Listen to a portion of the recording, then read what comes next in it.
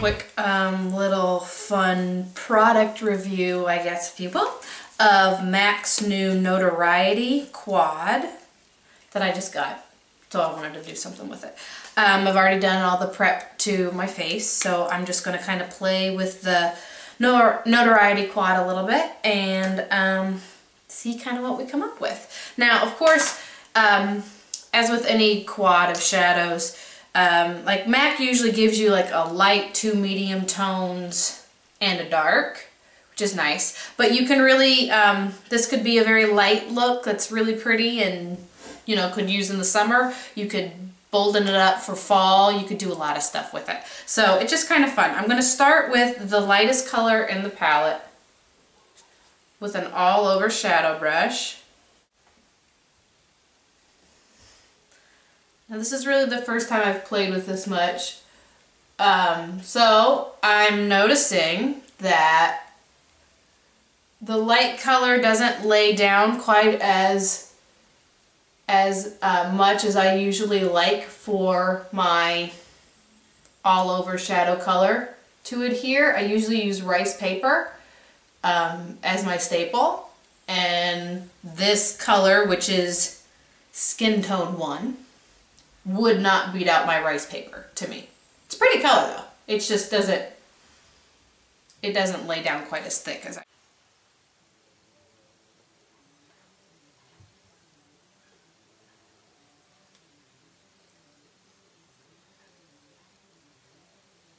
I'm going to go to this next color, which is called Rich and Earthy.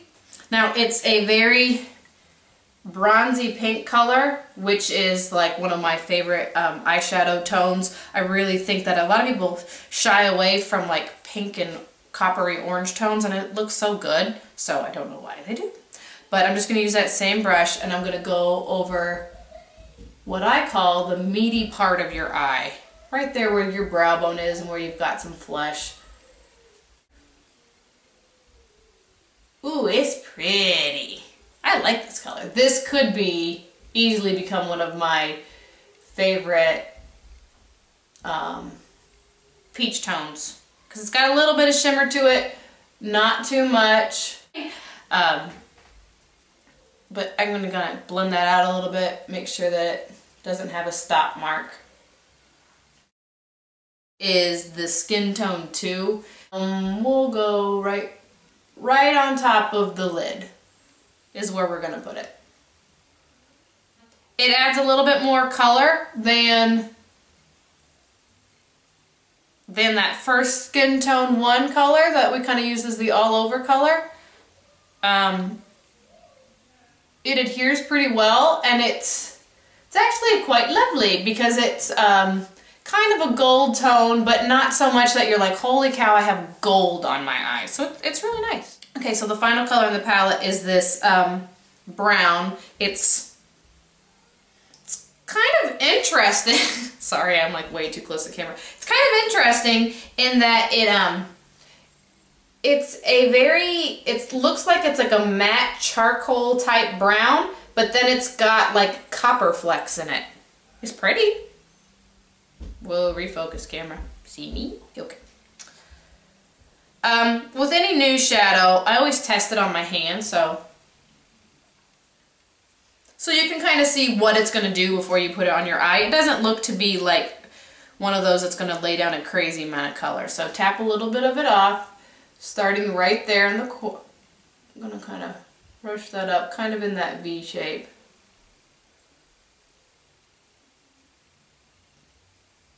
Just to give it a little bit of drama. Do that on the other side.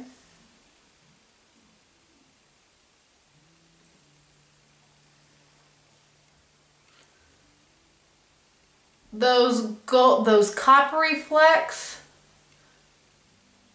are not nearly as apparent when you put it on, which is kind of nice. I didn't want to have big copper flecks on my face. There's no fallout to any of these. I'm not noticing anything down here. So there's no fallout, which is really good. I'm going to take a black liner now. Any black liner that you like will do. Pull out your eye a little bit there.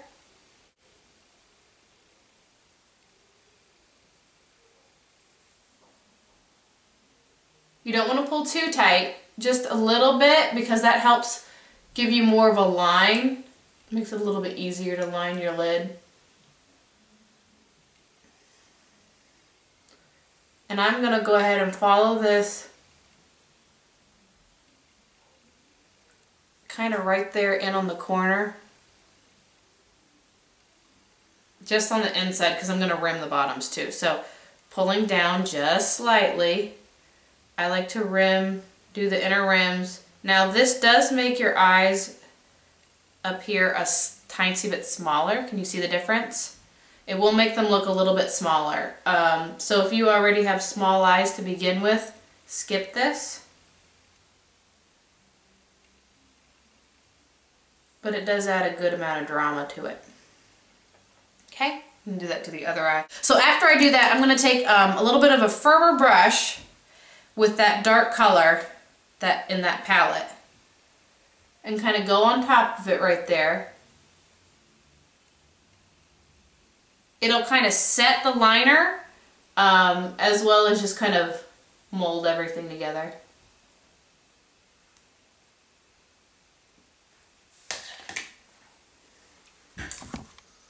Whoa.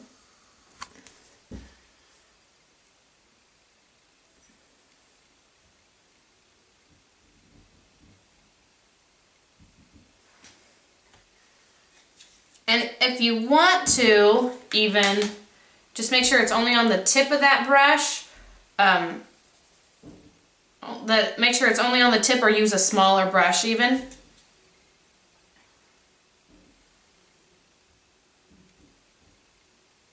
Smoke that out just a little bit.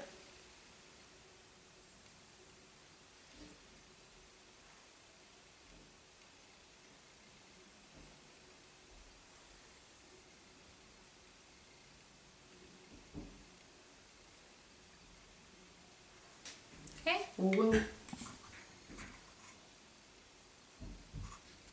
Curl your lashes and add mascara. Okay. Now going back, I already added the blush since I had forgotten to put my mascara on, but okay, now that that's done, I need to finish off my brows. I'm just going to use a brown shadow in Showstopper and a hard angled brush.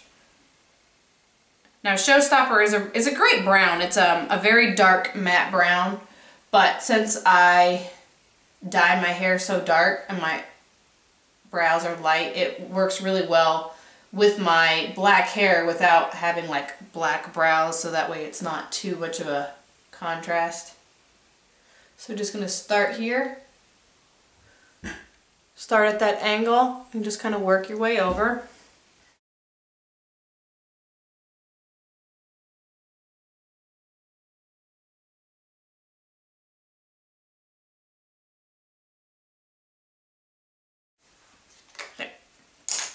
Okay, now that I'm whoa. Now that I've done that, I'm just gonna line my lips. This is a nude lip liner from Makeup Forever. It's number 50. It's just very, very pale nude. And I'm just gonna go right, I can't talk while I do this. I'm just gonna go right on the line.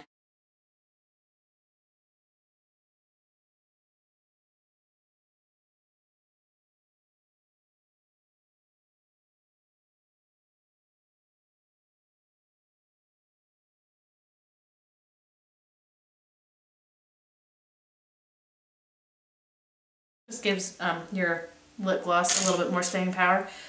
This is Kiss and Stay by Rimmel, and it's